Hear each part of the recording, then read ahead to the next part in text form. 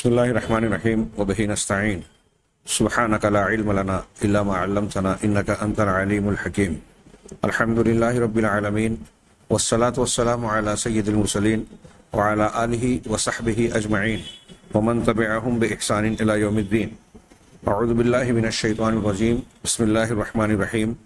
آمن الرسول بما انزل الیہ من ربہ والمؤمنون کل آمن باللہ وملائکتہ وکتبہ ورسلہ لا نفرق بین احد من رسلہ وقالوا سمعنا واطعنا غفرانک ربنا والیک المصیر لا یکلف اللہ نفسا الا وسعها لها ما کسبت وعلیہا ما اکتسبت ربنا لا تؤاخذنا ان نسینا او اخطأنا۔ سامعین کرام، آج ہمارے سامنے جس موضوع پر پہلے ہم گفتگو کریں گے وہ ہے انبیاء اور رسولوں کے درمیان تفاضل، یعنی ایک دوسرے کے مراتب اور درجات کا کم اور زیادہ ہونا۔ یہیں میں ایک بات یہ کہہ دوں جو آگے بات آنی ہے کہ اگر ہم کسی کے اعلیٰ درجے کا تذکرہ کرتے ہیں کہ فلاں فلاں سے افضل ہے، تو اس کا لازمی معنی اور تقاضا یہ نہیں ہوتا کہ جس کو افضل قرار دیا جا رہا ہے اس کے مقابلے میں مفضول اس کو ہم اس کی بے عزتی یا بے ادبی کر رہے ہیں۔ ہاں، صحابہ کرام میں بھی درجات ہیں، قرآن کی آیتیں سب اللہ تبارک و تعالیٰ کا کلام ہے، ان میں بھی اللہ تبارک و تعالیٰ نے تفاضل اور ایک دوسرے پر فضیلت بخشی ہے کہ بعض آیتیں بعض صورتیں دوسری آیتوں اور صورتوں کے مقابلے میں زیادہ فضیلت والی ہے۔ اس کا یہ مطلب نہیں کہ دوسری آیتیں اللہ کا کلام نہیں ہیں یا ان کی تنقیص یا کم درجے کا ذکر کیا جا رہا ہے۔ افضل کے مقابلے میں ان کا درجہ کم ہے، لیکن دوسروں کے مقابلے میں ظاہر سی بات ہے کہ ان کا درجہ، جیسا کہ ہم نے جانا، نبوت کا، انبیاء کا، رسالت کا درجہ کوئی غیر نبی پا نہیں سکتا۔ چنانچہ انبیاء اور رسل یہ آپس میں ایک دوسرے سے تفاضل رکھتے ہیں، درجات کا کہ کمی بیشی کا مرتبہ رکھتے ہیں اللہ تبارک و تعالیٰ کے نزدیک۔ خود اللہ کے نزدیک ان کے مقام اور مرتبہ میں فرق ہے۔ چنانچہ عمومی طور پر تمام انبیاء اور رسولوں میں اللہ کے جو رسول ہیں، رسول انبیاء کے مقابلے میں رسول، جب ہم فرق کرتے ہیں، جو ابھی ہم نے پچھلے دروس میں جانا کہ نبوت اور رسالت میں یا نبی اور رسول میں فرق ہے، اور اس میں جانا کہ ہر رسول نبی بھی ہوتا ہے لیکن ہر نبی ضروری نہیں ہے کہ رسول ہو۔ اس کو یوں سمجھیے کہ ایک HSC کیا ہوا 12ویں کا، میں سمجھانے کے لیے مثال دے رہا ہوں، اس کے بارے میں یہ بات انڈرسٹوڈ اور جانی بوجھی ہے کہ وہ 10ویں کو پڑھنے کے بعد 12ویں کیا ہے، تو 12ویں پڑھنا کس کا سرٹیفکیٹ جس کے پاس ہے اس کے پاس خود بخود 10ویں کی سند موجود ہے، لیکن جس نے 10ویں کی سند حاصل کی ہے اس کے لیے ضروری نہیں ہے کہ اس کے پاس 12ویں ہو۔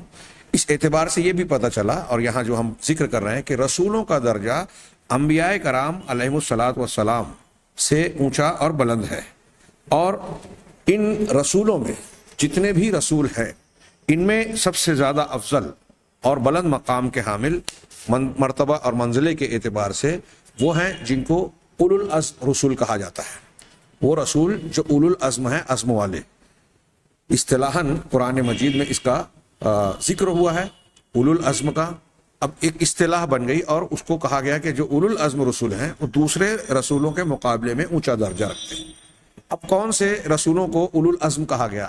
ان 5 رسولوں کو کہا گیا۔ یہ راجح قول اور افضل قول ہے، اس سلسلے میں اہل علم کے بہت سارے اقوال ہیں، لیکن دلائل کے اعتبار سے عام طور سے اس قول کو کہ 5 رسول اللہ کے اولو العزم رسول ہیں اور دیگر رسولوں کے مقابلے میں ان کا درجہ اور مرتبہ اونچا ہے، دلائل کے استقصاء اور ان پر نگاہ رکھتے ہوئے یہ بات راجح اور قابل قبول نظر آتی ہے، اگرچہ کہ دوسرے اقوال بھی ہیں۔ اس کا یہ بھی مطلب نہیں ہے کہ ان 5 رسولوں کے علاوہ دوسرے رسولوں میں اولو العزمی نہ ہو، ضرور تھی، ہر کسی میں خوبیاں اور اولو العزمی ہمت ثبات موجود تھی، لیکن ان کا درجہ ممتاز ہے، یہ زیادہ اونچے درجے کے حامل ہے۔ اب ان 5 رسولوں میں آگے ہم ان کا تذکرہ کریں گے کہ اولو العزم رسول کون ہیں۔ حضرت، اس سے پہلے ذکر غالباً ہو چکا ہے کہ حضرت ابراہیم، حضرت نوح علیہ الصلاۃ والسلام، حضرت ابراہیم، حضرت موسیٰ، حضرت عیسیٰ اور حضرت نوح علیہ الصلاۃ والسلام، اور 5ویں جناب محمد رسول اللہ صلی اللہ علیہ وسلم۔ ان میں ان پانچوں میں سب سے افضل ہمارے نبی جناب محمد رسول اللہ صلی اللہ علیہ وسلم ہیں، اور آپ کو علی الاطلاق کہا جاتا ہے کہ تمام مخلوقات میں آپ کا درجہ سب سے اونچا ہے، آپ سب سے افضل ہیں۔ نبی کریم صلی اللہ علیہ وسلم کے بعد حضرت ابراہیم علیہ الصلاۃ والسلام کا درجہ، اور ان دونوں کو ملا کر خلیلین کہا جاتا ہے، خلیلان۔ اللہ تبارک و تعالیٰ نے دونوں کو اپنی خلت سے نوازا۔ اللہ کے نبی صلی اللہ علیہ وسلم کا بخاری مسلم کی روایت میں ارشاد ہے کہ ان اللہ اتخذنی خلیلا کما اتخذ ابراہیم خلیلا، کہ اللہ نے مجھے بھی ویسے ہی خلیل بنایا ہے جس طرح ابراہیم علیہ الصلاۃ والسلام کو خلیل بنایا، خالص دوست بنایا۔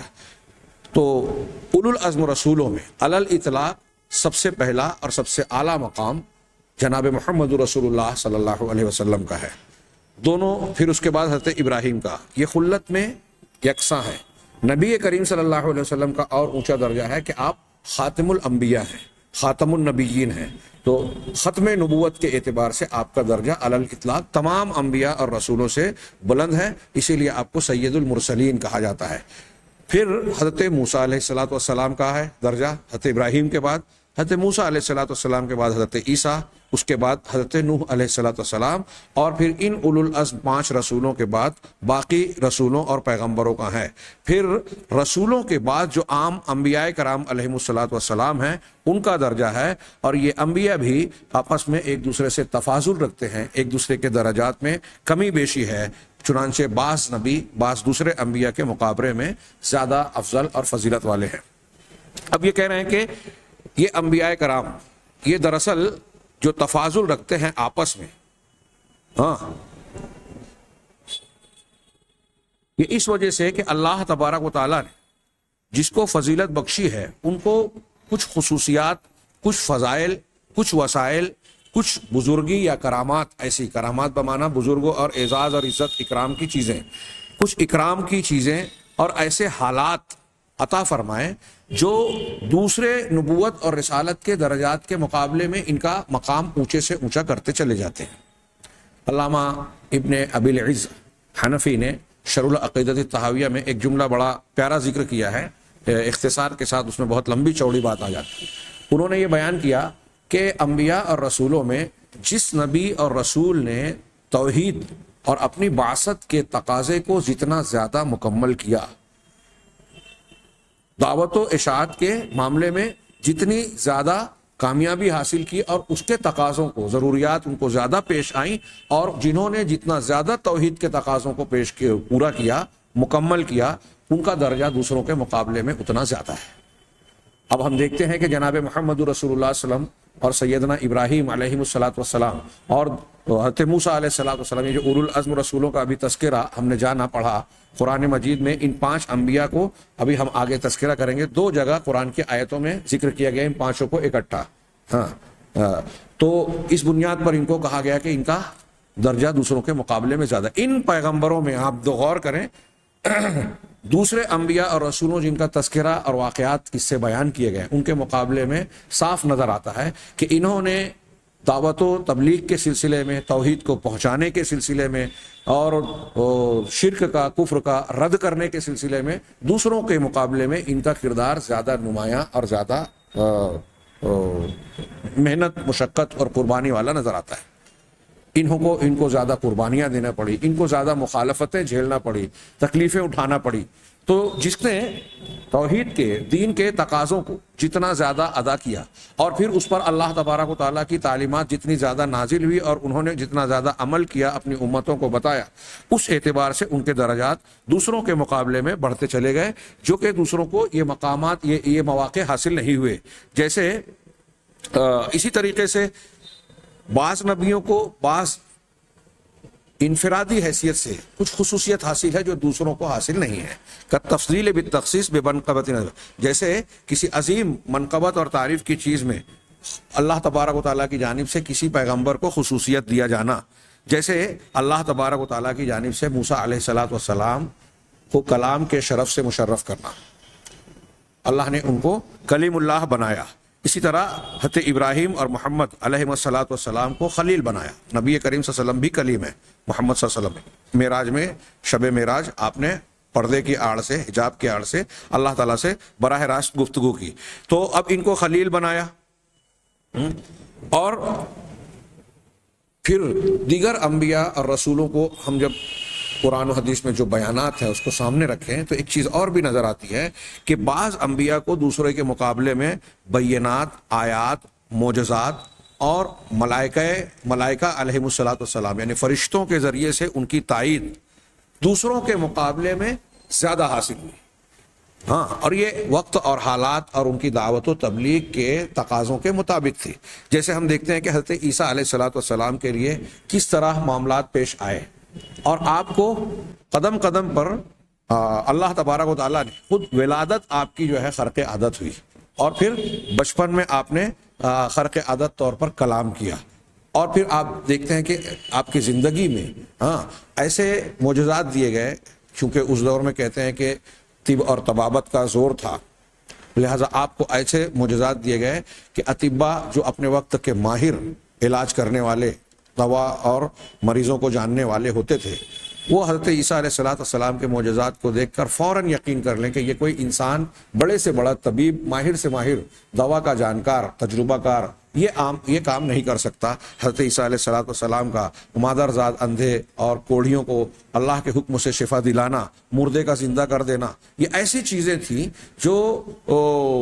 بار بار پیش آئی، اور انبیاء اور فرشتوں کی طرف سے تائید بھی. اسی طرح بعض شریعتوں کا اور کتابوں کے نزول کے اعتبار سے اللہ تبارک و تعالیٰ نے تمام انبیاء کرام پر کتابیں نازل نہیں کی. بعض شریعتوں کو بعض شریعتوں پر فضیلت دی. اس کو ہم اس طرح بھی جان سکتے ہیں کہ اگر قوم کے لوگوں نے نبی کی نبوت پر ایمان ہی نہیں لایا، توحید اور بنیاد کو قبول ہی نہیں کیا، تو پھر فروعی احکامات اور شریعت کے دیگر احکامات کا موقع ہی نہیں آیا. جس نے توحید اور ان چیزوں کو، بنیادوں کو، اسلام کی دین کی قبول نہیں کی، تو ان کو ظاہر سی بات ہے کہ رہنے سہنے کے احکام، عبادات کی تفصیلات اور دیگر شرعی احکامات دیے ہی نہیں گئے، کیونکہ اس کا موقع ہی نہیں آیا. یہاں یہ بھی ہمیں ایک سبق ملتا ہے کہ آج ہمارے یہاں بہت سارے لوگ دعوت و تبلیغ کا کام کرتے ہیں، اور توحید کو فراموش کر کے، عقائد اور بنیادوں کو فراموش کر کے مسائل، فضائل پر اور فروعی احکامات پر زور لگاتے ہیں.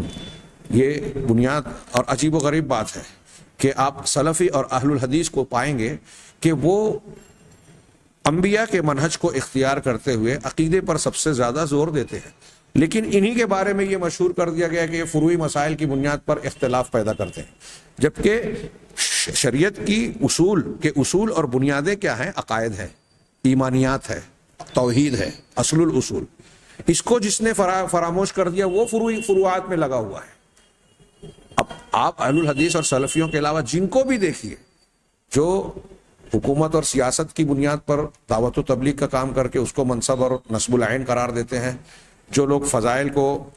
ٹارگٹ بنا کر یہ سمجھتے ہیں کہ ہم عوام کو خوبصورت دین بتا کر کے بھائی دیکھیے یہ لوگ تو اچھا کام کر رہے ہیں اور فضائل بیان کر رہے ہیں اور ان کو رجھاتے ہیں. آپ ان کو دیکھیں، آپ دونوں کے یہاں دیکھیں گے کہ یہ جو جن احکامات اور فضائل کو بتا رہے ہیں وہ دراصل توحید کے مقابلے میں، ایمانیات کے مقابلے میں فروعات کی حیثیت رکھتی ہے. وہاں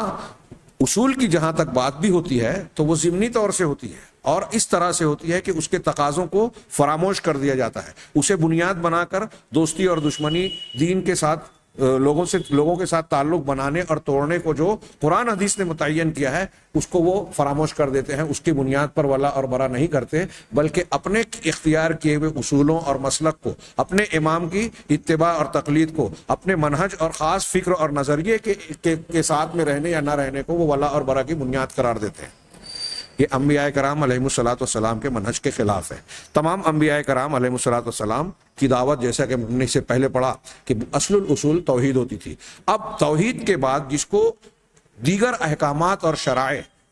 کو پہنچانے اور عمل کرنے کا جتنا زیادہ موقع ملا، گویا اس نے توحید کے تقاضے کو اتنا زیادہ لوگوں کے سامنے پورا کیا، اللہ تبارک و تعالیٰ کے مقصود کو اتنا زیادہ پورا کیا. اسی طریقے سے کثرت اتباع، جس نبی کے جتنے زیادہ متبعین ہوئے جتنے زیادہ اس کی پیروی کرنے والے، ان پر ایمان لانے ہوئے، اس اعتبار سے بھی اس نبی اور اس کی نبوت کو فضیلت اور درجات میں بلندی حاصل ہوتی جاتی ہے۔ چنانچہ والتفضیل بکون النبی عبدا رسولا، اور اس اعتبار سے بھی تفضیل ہوتی ہے کہ نبی کا عبد رسول ہونا، ایک وہ نبی ہوتا ہے جو عبد رسول ہے، نہ کہ، اور دوسرا وہ ہوتا ہے جو نبی ملک ہوتا ہے، نبی بھی ہے اور بادشاہ بھی ہے۔ ایک بادشاہ نبی ہے، حضرت سلیمان علیہ السلام، حضرت داؤد علیہ السلام، ان کو بادشاہت کے ساتھ نبوت ملی، اور جناب محمد رسول اللہ صلی اللہ علیہ وسلم کو اگرچہ مدینہ کی حاکمیت ملی، لیکن آپ کے بارے میں کہا کہ عبدہ و رسولہ، یہ عبد رسول ہیں۔ جیسے نوح، ابراہیم، موسیٰ، عیسیٰ علیہم السلام اور ہمارے نبی جناب محمد رسول اللہ صلی اللہ علیہ وسلم، یہ عبد رسول کی مثالیں ہیں۔ اور چنانچہ یہ لوگ افضل ہیں حضرت داؤد، حضرت سلیمان، حضرت یوسف علیہ السلام سے۔ تمام پر اللہ کی سلامتی ہو اور درود نازل ہو۔ اس کے علاوہ یہ چند وجوہ تفضیل بیان کی ہے، اس کے علاوہ اور بھی کئی وجوہ ہیں تفضیل کے۔ یہاں ہم مذکرہ میں اسی بات کو تھوڑا سا پھیلا کر اور دلیلوں کے ساتھ پڑھتے ہیں، اس بات کو کہ اب انبیاء کرام علیہم السلام اور رسولوں کے درمیان تفاضل ہے، یہ کوئی ہماری بات نہیں ہے۔ ظاہر سی بات ہے کہ یہ قرآن میں بالکل صاف مضمون موجود ہے، جیسے اللہ تعالیٰ کا یہ فرمان، تلک الرسل فضلنا بعضهم علی بعض منہم من کلم اللہ ورفع بعضهم درجات، کہ یہ رسول ہیں جن میں سے بعض کو بعض پر ہم نے فضیلت بخشی، ان میں کچھ ایسے ہیں جن سے اللہ تعالیٰ نے کلام فرمایا، اور دوسرے لوگوں کو اللہ تبارک و تعالیٰ نے بلند درجات سے نوازا۔ اسی طرح اللہ تعالیٰ کا ایک ارشاد ہے، وَلَقَدْ فَضَّلْنَا بَعْضَ النَّبِيِّينَ عَلَى بَعْضٍ، کہ ہم نے بعض نبیوں کو بعض پر، یعنی انبیاء میں ایک دوسرے کو فضیلت بخشی۔ یہ قرآن کی دو دلیلیں ہیں جو کافی ہے مقصود کو سمجھانے کے لیے، واضح کرنے کے لیے۔ دوسری دلیل یہ ہے کہ اللہ کے نبی صلی اللہ علیہ وسلم کی بہت سی حدیثیں ہیں، ایک حدیث ہم نے پیچھے پڑھی اور اسی کا ایک ٹکڑا ہے کہ آپ نے فرمایا کہ فضلت علی الانبیاء بست، میں 6 چیزوں میں دوسرے انبیاء پر مجھے فضیلت بخشی گئی ہے۔ گویا ان 6 چیزوں میں جن کا تذکرہ اس حدیث میں کیا گیا، اور یہ بخاری مسلم کی بڑی مشہور حدیث ہے کہ مجھے 1 مہینے کی مسافت سے روب دیا گیا، پوری زمین کو میرے لیے مسجد بنایا گیا وغیرہ، یہ 6 چیزیں جو بیان کی گئی ہے، میرے لیے مال غنیمت کو حلال کیا گیا، دوسروں کے لیے نہیں تھا۔ تو ان 6 چیزوں کے ذریعے سے مجھے دیگر انبیاء کرام علیہم السلام پر فضیلت دی گئی ہے۔ تو یہ ایک شرعی احکامات یہاں جو ابھی ہم نے موسوعہ کے حوالے سے جانا کہ فضیلت کے کیا کیا شکلیں اور کیا کیا وجوہات ہیں، کن بنیادوں پر ایک نبی کو دوسرے نبی پر فضیلت اور اعلیٰ مرتبہ یا بلند مقام حاصل ہوا۔ تو اللہ تعالیٰ نے کسی خاص خصوصیت کے ساتھ ان کو مشرف کیا اس بنیاد پر، جیسے کلام کیا۔ کچھ شرعی احکامات ایسے دیے جس میں ان کی ایک خاص فضیلت ظاہر ہو رہی ہے۔ تو اللہ کے نبی صلی اللہ علیہ وسلم، ہم آخر میں نبوت محمد صلی اللہ علیہ وسلم پر قدر تفصیل سے گفتگو کریں گے، آپ کی نبوت کی دلیلوں پر، آپ کی خصوصیات پر۔ اس لیے یہاں جو 6 خصوصیات اور اس کا تذکرہ کیا گیا ہے، ہم صرف محل استشہاد کا ذکر کر رہے ہیں، ورنہ اس پر مستقل کتاب موجود ہے، خصائص المصطفیٰ علیہ السلام۔ یہ صرف 6 چیزیں نہیں ہیں جس کے ذریعے سے جناب محمد رسول اللہ صلی اللہ علیہ وسلم کو دیگر انبیاء پر فضیلت دی گئی۔ اس حدیث میں 6 چیزوں کا ذکر کیا گیا،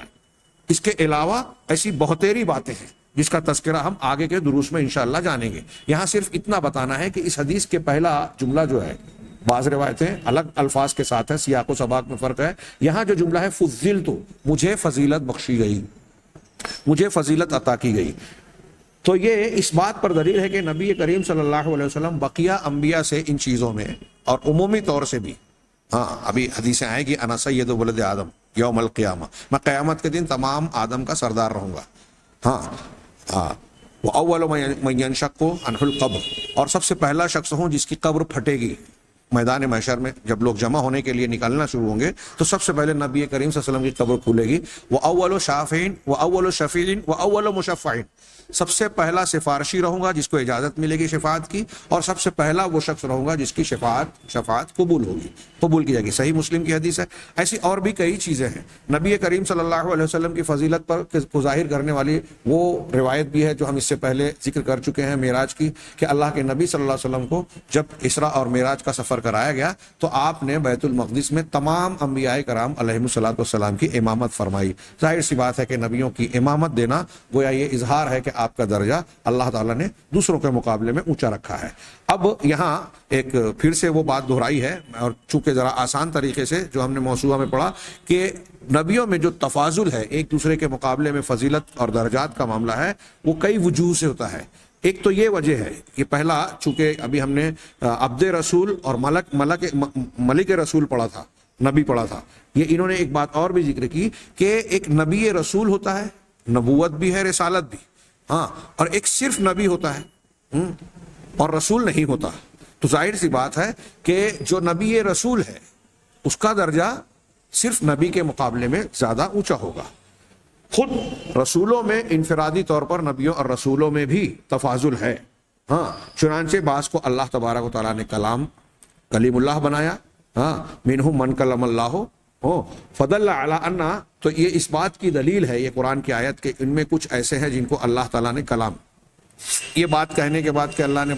ہم نے بعض رسولوں کو بعض پر فضیلت دی، اس کے فوراً بعد یہ کہنا منہم من کلم اللہ، ان میں سے کچھ ایسے ہیں جن سے اللہ نے کلام کیا، اس کا مطلب یہ ہوا کہ جن کو کلام کے شرف سے نوازا گیا وہ ان انبیاء اور رسولوں کے مقابلے میں ایک امتیازی شان اور فضیلت رکھتے ہیں جن کو اللہ تبارک و تعالیٰ نے یہ شرف نہیں دیا۔ موسیٰ علیہ الصلوۃ والسلام اور جناب محمد رسول اللہ صلی اللہ علیہ وسلم سے براہ راست اللہ تعالیٰ نے کلام فرمایا۔ وَقَوْلُهُ وَرَفَعَ بَعْضَهُمْ فَوْقَ بَعْضٍ درجات، ہاں، اللہ تعالیٰ نے بعض پہ درجات کو بلند کیا، یہ بھی اسی بات کا اس بات کرتا ہے۔ اور یہ جو باتیں اللہ تبارک و تعالیٰ نے ذکر کی ہیں، ہاں، مناقب کی، فضیلتوں کی، وہ مختلف انداز میں ذکر کی ہیں جو ان کی عظمت اور بلند کردار پر، بلند مقام پر دلالت کرتی ہیں۔ چنانچہ اللہ تعالیٰ کا یہ ارشاد وَآتَيْنَا عِیسیٰ ابْنَ المریم البینات، ہم نے ابن مریم حضرت عیسیٰ علیہ الصلوۃ والسلام، ہاں، البینات یعنی روشن اور واضح دلائل سے نوازا۔ تو اب معلوم ہوا کہ ہر وہ نبی جس کے پاس بینات ہے، ہاں، بینات بمعنی معجزات، اور معجزات کے بھی کچھ کم ہیں، کچھ زیادہ ہیں، کچھ کو صرف دلائل تعلیمات کی شکل میں دیا گیا، الگ الگ شکلوں میں دیا گیا۔ تو جن کے پاس بینہ ہے وہ ان کے مقابلے میں زیادہ فضیلت والے ہوئے، جن کے پاس بینہ نہیں ہے یا جن کے پاس بینات زیادہ ہے، بکثرت ہے، ان کا مقام اور درجہ زیادہ اونچا ہو گیا دوسرے کے مقابلے میں۔ اب ان رسولوں میں سب سے زیادہ فضیلت والا ہے، جیسا کہ ابھی ہم نے پڑھا، پھر سے وہ بات دہرا رہے ہیں کہ 5 رسولوں کو اولو العزم کہا گیا، محمد صلی اللہ علیہ وسلم، ابراہیم علیہ الصلوۃ والسلام، پھر موسیٰ، عیسیٰ اور نوح علیہ الصلوۃ والسلام، ہاں، بغیر اس میں فاضل و مفضول کی تعیین کے یہ انہوں نے کہا، اور انہوں نے یہ ترتیب جو میں نے پڑھی ہے اس کے بجائے نوح علیہ الصلوۃ والسلام کا تذکرہ حضرت ابراہیم کے بعد کیا ہے۔ لیکن جیسا کہ میں نے موسوعہ کے حوالے سے بیان کیا کہ حضرت محمد صلی اللہ علیہ وسلم، پھر حضرت ابراہیم، پھر حضرت موسیٰ، پھر عیسیٰ، پھر حضرت نوح کے درجات عام طور سے اہل سنت یہ کہتے ہیں۔ ہاں، تو آگے یہ اس بات پر دلیل ہے کہ نبی کریم صلی اللہ علیہ وسلم یہ 5 انبیاء دوسروں کے مقابلے میں، تمام رسولوں کے مقابلے میں زیادہ درجہ رکھتے ہیں، اور جناب محمد رسول اللہ صلی اللہ علیہ وسلم کا درجہ سب سے اونچا ہے، جس پر نبی کریم صلی اللہ علیہ وسلم کا یہ فرمان دلیل ہے کہ انا سید ولد آدم ولا فخر، کہ میں آدم کی اولاد کا سردار، آدم کی اولاد کا سردار ہوں اور اس پر فخر نہیں کرتا۔ یہ اس بات کی دلیل ہے کہ نبی کریم صلی اللہ علیہ وسلم تمام انبیاء میں، تمام بنی آدم میں سب سے اونچا مقام رکھتے ہیں، صرف عام انسانوں ہی میں نہیں بلکہ رسولوں میں بھی۔ اس کے ساتھ ساتھ اب یہاں ایک مسئلہ یہ پیش آتا ہے کہ ایک طرف اللہ تعالیٰ کا کلام، رسول اللہ صلی اللہ علیہ وسلم کی سنت ہے، ہمارے ائمہ اور علماء کا یہ اجماع اور اتفاق کہ انبیاء کرام علیہم الصلوۃ والسلام میں درجات ہیں، تفاضل ہیں۔ دوسری طرف کچھ روایتیں ہمیں یہ ملتی ہیں کہ نبی کریم صلی اللہ علیہ وسلم نے ارشاد فرمایا کہ مجھے جو ہے مجھے حضرت یونس ابن متہ پر فضیلت نہ دو۔ صحیح بخاری کے الفاظ یوں ہیں کہ لا ينبغي لعبد ان يقول انا خیر من یونس ابن متہ، کہ کسی بندے کے لیے یہ کہنا ٹھیک نہیں ہے، مناسب نہیں ہے کہ میں یونس ابن متہ سے زیادہ بہتر ہوں۔ اب یہاں کچھ لوگوں نے انا کا لفظ، کوئی بندہ یہ نہ کہے کہ میں، تو اب میں سے مراد کون ہے؟ نبی کریم صلی اللہ علیہ وسلم، اللہ کے رسول کی حدیث ہے نا. تو آپ فرما رہے ہیں کہ کوئی بندہ مجھے نہ کہے کہ میں یونس ابن متہ سے بہتر ہوں. حضرت یونس علیہ الصلوۃ والسلام کو بطور خاص ذکر کیا، ابھی میں اس کا تذکرہ کرتا ہوں. اسی طرح ایک حدیث یہ بھی ہے صحیحین وغیرہ میں کہ اللہ کے نبی صلی اللہ علیہ وسلم نے یہ بھی کہا کہ مجھ کو موسیٰ علیہ الصلوۃ والسلام پر فضیلت نہ دو، لا تخیرونی علی موسیٰ، مجھے موسیٰ علیہ الصلوۃ والسلام پر فضیلت نہ دو. لیکن یہ جو دوسری روایت کا میں نے تذکرہ کیا، ہم یہاں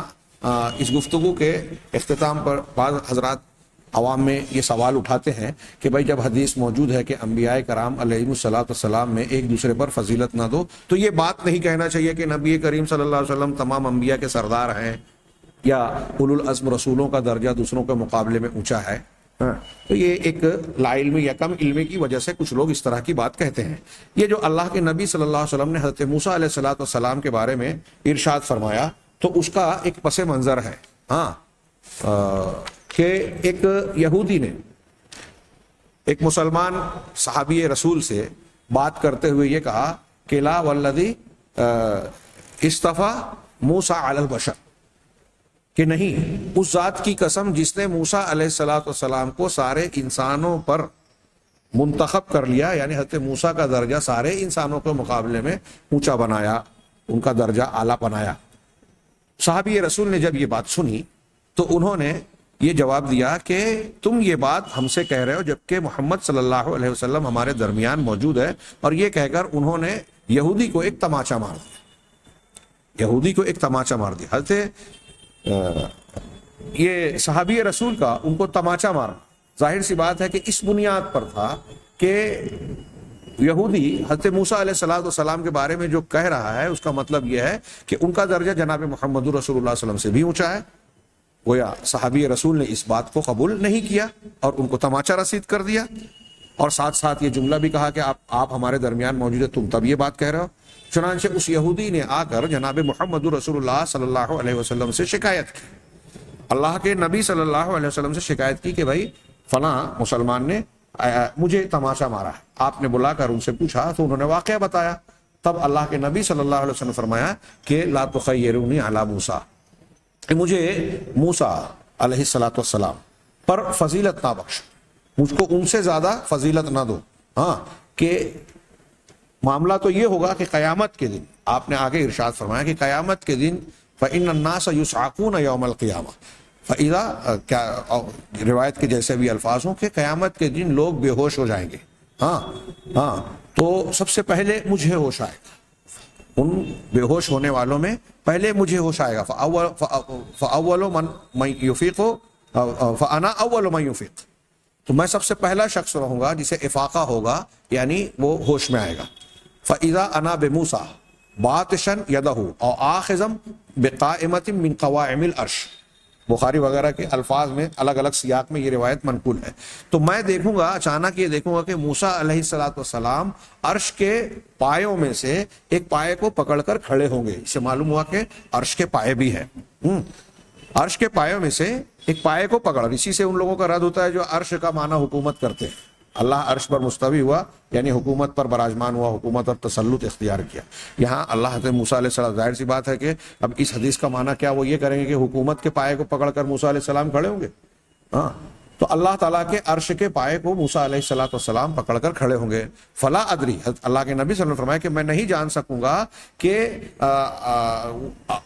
مجھ سے پہلے حضرت موسیٰ علیہ السلام وہاں ہوش میں آ گئے یا طور پر جو ان کو بے ہوشی طاری ہوئی تھی اس کے بدلے میں قیامت کے دن ان پر بے ہوشی آئی ہی نہیں. اجوزیا بساق الطور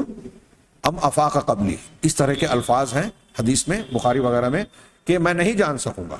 کہ وہ مجھ سے پہلے ہوش میں آ گئے، بہتر اچھے ہو گئے، بے ہوش وہ بھی ہوئے ہوں اور مجھ سے پہلے ہوش میں آ گئے، یا طور پر جو اللہ کی تجلی کے وقت ان کو بے ہوشی ہوئی تھی اس کے بدلے میں یہاں ان کو بے ہوشی نہیں ہوئی. یہ میں نہیں جان سکوں گا. اللہ کے نبی صلی اللہ علیہ وسلم نے اس حدیث میں ایک ایسی بات بیان کی جس میں بظاہر اور ایک چیز ایسی معلوم ہو رہی ہے کہ حضرت موسیٰ علیہ الصلوۃ والسلام کا اللہ کے نبی صلی اللہ علیہ وسلم کے مقابلے میں ایک فضیلت اور امتیاز ظاہر ہو رہا ہے، یعنی آپ سے پہلے ہوش میں آنا یا بے ہوشی سے محفوظ رہنا. جبکہ نبی کریم صلی اللہ علیہ وسلم دیگر لوگوں کے مقابلے میں پہلے ہوش میں آئیں گے. تو کیا اس سے یہ ثابت ہوا کہ حضرت موسیٰ علیہ السلام کا درجہ اللہ کے نبی صلی اللہ علیہ وسلم سے زیادہ ہے؟ جی نہیں. ہاں یہاں ایک بات اسی وجہ سے اہل علم نے انبیاء کے درمیان تفاضل کے معاملے کے سلسلے میں کئی تشریحات کی اور اس حدیث کا کئی جواب دیا ہے. اس حدیث کا جواب دینے سے پہلے اس حدیث کا بھی تذکرہ کر دیا جائے, دونوں کا جواب, تاکہ اکٹھا آ جائے. کہ حضرت یونس علیہ السلام کے تعلق سے جو آپ نے کہا کہ کوئی بندہ یہ نہ کہے, یا کسی کے لیے یہ کہنا مناسب نہیں ہے کہ میں یونس ابن متہ سے بہتر ہوں, تو ایک معنی تو یہ ہوا کہ اگر انا کی ضمیر کہنے والے کی طرف لوٹائی جائے کہ کوئی عام انسان, کوئی بڑے سے بڑا, کوئی بڑا پیر, عالم, بزرگ, عبادت گزار, زاہد, عابد ہو جائے تو اپنے تقوی کے گھمنڈ میں, اپنی پارسائی کے گمان میں یہ نہ کہے کہ میرا درجہ تو یونس ابن متہ سے بڑھ گیا, کہ یونس ابن متہ نے اپنی قوم میں اللہ کے حکم سے پہلے قوم کو چھوڑ کر جو ہے سفر کر گئے اور ایک غلطی کر دی اللہ کے حکم کو کے آنے سے پہلے قوم کو چھوڑ کر, اللہ کی شان, اللہ کے مقابلے میں ایک غلطی کر دی اس کے حکم سے پہلے نکل جانے کی شکل میں. تو میں اگر ان کی جگہ ہوتا تو میں ایسی غلطی نہیں کرتا, کوئی یہ نہ کہے. ایک معنی تو یہ ہوا اگر عام لوگوں کا یا دیگر علماء انبیاء کی بات مانے اس معنی میں, تو بالکل صاف ہے کہ دنیا کا کوئی بھی انسان بڑے سے بڑا ہی کیوں نہ ہو, کتنا بھی عابد, زاہد اور کچھ بھی بن جائے, اہل تصوف جو اپنے یہاں الٹے سیدھے دعوے کرتے ہیں کہ ایک بندہ عبادت کرتے کرتے اللہ تبارک و تعالیٰ سے اتنا قریب ہو جاتا ہے, یا اللہ تعالیٰ کی ذات میں نعوذ باللہ سم کر جاتا ہے, اللہ اس میں حلول کر جاتا ہے طریقت و سلوک پر چلتے چلتے, یہ بیہودہ اور غیر ثابت شدہ بات, غیر اسلامی بات, یہ قرآن و حدیث کے خلاف ہے یہ بات. اس کی بنیاد پر کچھ لوگوں نے, مشائخ نے گویا اس طرح کی باتیں کہنی چاہیے, اور کہا بھی لوگوں نے. کہتے یونس علیہ السلام نے یہ جو غلطی کی تھی ہم نہ کرتے, تو یہ بات ذہن نشین رہے کہ حضرت یونس علیہ السلام نبوت کے مقام پر فائز ہے, اور نبوت کا مقام ہم نے بار بار پڑھا,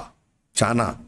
کہ دنیا کا کوئی غیر نبی انسان کتنا بھی اعلیٰ مقام حاصل کر لے, وہ نبوت کے درجے کو ہرگز نہیں پا سکتا. اگر کوئی ایسا عقیدہ رکھتا ہے تو وہ قرآن, حدیث, اجماع, عقل و فکر, ساری چیزوں کا سے ثابت شدہ حقیقت کا مخالف ہے, اور اس کا رد کرنے والا ہے, وہ اسلام کے دائرے سے باہر ہو سکتا ہے. چنانچہ حضرت یونس علیہ السلام. اور دوسری بات, اگر یہ کہا جائے کہ یہاں مراد یہ ہے کہ کوئی بندہ یہ نہ کہے کہ میں یعنی رسول اللہ صلی اللہ علیہ وسلم یونس ابن متہ سے بہتر ہے, تو پھر اس صورت میں اس کا جواب, یہ جو آگے کئی جواب دیا گیا ہے, وہ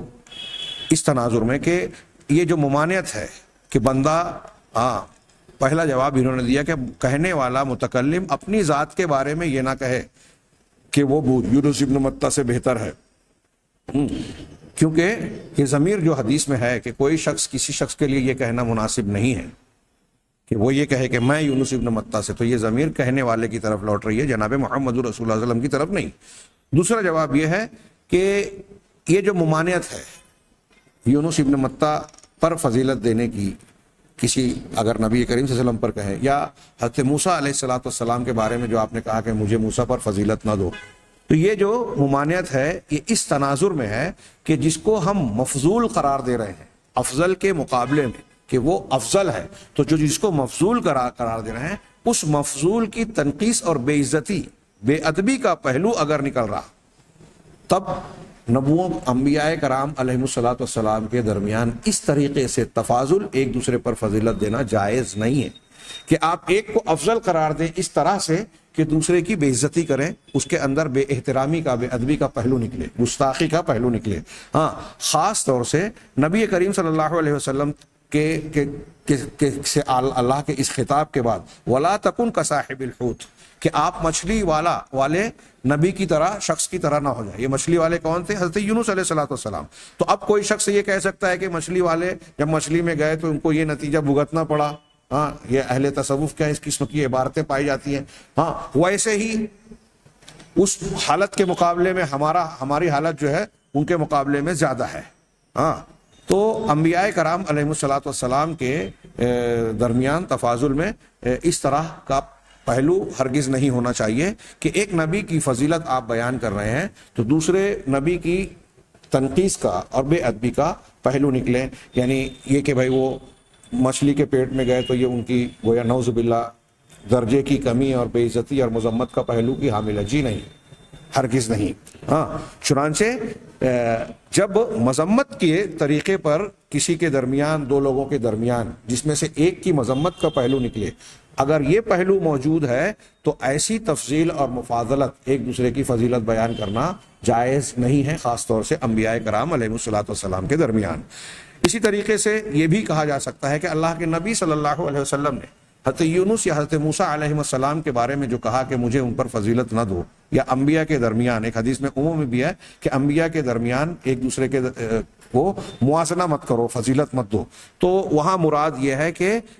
وہاں مقصود یہ ہے کہ اللہ کے نبی صلی اللہ علیہ وسلم دراصل تواضع کا اظہار کر رہے ہیں، اپنے آپ کو بڑا نہ بتانا جو فخر اور گھمنڈ کے خلاف ہے۔ فخر اور گھمنڈ اللہ تبارک و تعالیٰ کو پسند نہیں ہے۔ ہاں، اللہ کے رسول صلی اللہ علیہ وسلم کی حدیث ہے مسلم شریف کی کہ اللہ تبارک تعالیٰ کسی بندے کے لیے یہ درست نہیں ہے، اللہ نے اجازت نہیں دی ہے کہ کوئی کسی پر فخر کرے، ہاں، بلکہ آپ نے تواضع اختیار کرنے کی تلقین فرمائی۔ ہاں، یہ عام نہیں ہے بلکہ یہ تواضعاً ہے، جیسا کہ اللہ کے نبی صلی اللہ علیہ وسلم سے ایک مقام پر موقع پر پوچھا گیا کہ اس دنیا میں سب سے افضل کون شخصیت ہے، ہاں، تو آپ نے کہا کہ وہ یوسف ہیں، خود نبی ہیں، نبی کے بیٹے ہیں، نبی کے پوتے ہیں، اور ان کے پردادا بھی نبی ہیں۔ تو یہ نسب کے اعتبار سے آپ نے ان کا مقام اور مرتبہ بتایا، جبکہ یہ بات بالکل صاف اور واضح ہے کہ اللہ کے نبی صلی اللہ علیہ وسلم کا درجہ سب سے اونچا ہے۔ تو یہاں جو آپ نے ممانعت فرمائی وہ دراصل اسی بنیاد پر کہ آپ اپنے آپ کو فخر کی بنیاد پر پیش نہیں کر رہے، لیکن چونکہ آپ نبی ہیں اور اللہ تعالیٰ کی جانب سے جو درجات اور مقام متعین کیے گئے ہیں وہ آپ ہی کی زبان سے بیان ہوتا تو وہ قابل اعتبار ہوتا، اس لیے آپ کو اللہ کے حکم سے یہ بھی بیان کرنا پڑا کہ میں تمام انسان کا سردار ہوں۔ اگر آپ یہ بیان نہ کرتے، کوئی دوسرا بیان کرتا، تو وہ شریعت کی اور وحی الہی کا درجہ نہیں حاصل کر پاتے، اس کا وہ مقام نہیں ہوتا۔ تو قرآن میں جہاں رسولوں کی بعض پر بعض کو فضیلت دینے کا تذکرہ ہے، نبی کریم صلی اللہ علیہ وسلم نے گویا اس کی تفسیر اور وضاحت بھی فرما دی کہ اللہ تعالیٰ نے مجھے سید ولد آدم بنایا، اور پھر قیامت کے دن میدان محشر میں ہم دیکھتے ہیں کہ وہ اولو العزم رسولوں کا، آدم کے بعد انہی 5 انبیاء کا تذکرہ ہے جن کو اولو العزم ہم نے کہا۔ ہاں، قرآن کی مختلف 2 آیتوں میں جن کا تذکرہ کیا گیا، تو ان اولو العزم رسولوں کے پاس سے ہوتے ہوئے جب جناب محمد رسول اللہ صلی اللہ علیہ وسلم کے پاس لوگ آئیں گے تو آپ جو ہیں سجدہ ریز ہوں گے مقام محمود پر، اور وہاں آپ حمد و ثنا بیان کریں گے، آپ کو اجازت ملے گی اور آپ سفارش کریں گے۔ گویا تمام لوگوں کے مقابلے میں اس حدیث شفاعت میں بھی اللہ کے نبی صلی اللہ علیہ وسلم کی خصوصیت اور سب سے اونچا مقام ظاہر ہوگا۔ تو ممانعت کا ایک پہلو یہ ہے کہ اللہ کے نبی صلی اللہ علیہ وسلم اس میں تواضع کا اظہار کر رہے ہیں۔ ہاں، ایک اور جواب یہ دیا گیا کہ ان النہی انما اذا کان مع تعین المفضول علیہ، جب مفضول جس کا درجہ کم بتایا جا رہا ہے اس کو متعین کر کے، یعنی 2 متعین شخصیات میں مفاضلہ اور موازنہ کیا جائے کہ ارے یہ درجے یہ ان کے مقابلے میں یہ اور ان کے مقابلے میں یہ افضل ہے، اگر ایک ایک شخصیت کا مقابلہ اور موازنہ کیا جائے تو ایسی فضیلت اور ایسا تفاضل بعض علماء نے کہا کہ یہ درست نہیں ہے انبیاء کرام علیہ الصلوۃ والسلام کے بارے میں، کہ فلاں نبی فلاں کے مقابلے میں بہتر ہے۔ یہاں ایک میں تذکرہ کروں کہ جیسے ہم صحابہ کرام کے سلسلے میں کہتے ہیں کہ سیدنا ابوبکر صدیق بالاتفاق تمام اہل سنت والجماعت کے نزدیک انبیاء کے بعد سب سے افضل شخصیت ابوبکر صدیق کی ہے۔ اب سیدنا ابوبکر صدیق کی صدیقیت اور افضلیت یہ بہت سارے دلائل سے ثابت ہے، ہاں، لیکن اب آپ غور کیجئے کہ مثال کے طور پہ بعض دوسرے صحابہ کی کچھ ایسی خصوصیات بیان کی گئی ہے جو ابوبکر صدیق میں نہیں ہے، ان کے بارے میں نہیں بیان کی گئی۔ مثال کے طور پہ حضرت عمر فاروق رضی اللہ تعالی عنہ کا صاحب الہام ہونا، محدث ہونا، اسی طرح ان کا اس مقام پر فائز ہونا کہ اللہ کے رسول صلی اللہ علیہ وسلم فرما رہے ہیں کہ جس گلی سے عمر فاروق گزر جاتے ہیں تو شیطان وہ راستہ گلی بدل دیتا ہے دوسری گلی میں۔ اب عمر فاروق کی یہ فضیلت ہے تو کیا اس کی بنیاد پر ہم یہ کہیں گے کہ عمر فاروق کا درجہ ابوبکر صدیق سے بڑھ گیا؟ اب حضرت ابوبکر صدیق اور عمر فاروق حضرت ابوبکر صدیق کے بعد سب سے افضل کہلاتے ہیں۔ ان کے مقابلے میں عثمان غنی جو تیسرے درجے پر ہیں، ان کے بارے میں دیکھیے کہ نبی کریم صلی اللہ علیہ وسلم کا فرمان ہے کہ فرشتے ان سے شرماتے تھے، فرشتے شرم کرتے تھے، جبکہ ان دونوں کے بارے میں یہ بات نہیں کہی گئی. کیا حضرت عثمان کا درجہ اس بنیاد پر ان سے بڑھ جائے گا؟ حضرت علی رضی اللہ تعالیٰ عنہ کی کچھ خصوصیات ہیں، حضرت ابو عبیدہ بن جراح کی کچھ خصوصیات ہیں، طلحہ رضی اللہ تعالیٰ عنہ کی خصوصیات ہیں. حضرت ابو عبیدہ کو امین الامہ کہا گیا، تو کیا دوسرے خیانت کرنے والے تھے؟ نہیں.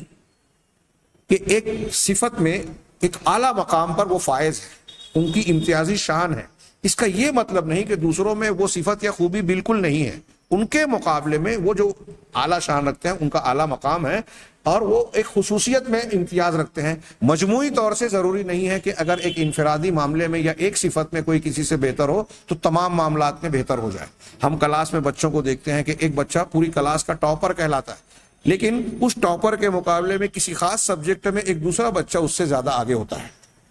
مثال کے طور پہ میتھس میں ایک بچہ سب سے زیادہ مارکس لاتا ہے، لیکن ٹوٹل مارکس میں اس کے مقابلے میں ایک دوسرا اول آتا ہے. تو اس طریقے سے ہم کو تفاضل سمجھنا چاہیے کہ بعض خصوصیات میں اللہ تعالیٰ نے بعض انبیاء کو کچھ فضیلت بخشی. حضرت موسیٰ علیہ السلام کو یہ فضیلت بخشی کہ قیامت کے دن جب اللہ کے نبی صلی اللہ علیہ وسلم ہوش میں آئیں گے تو آپ عرش کا پایا پکڑ کر کھڑے ہوں گے. لیکن اسی میدان محشر میں نبی کریم صلی اللہ علیہ وسلم کو مطلقاً تمام انسانوں اور تمام انبیاء اور رسولوں کے مقابلے میں یہ فضیلت حاصل ہوگی کہ آپ مقام محمود پر فائز کیے جائیں گے اور شفاعت کبریٰ کی اجازت صرف اور صرف آپ کو ملے گی.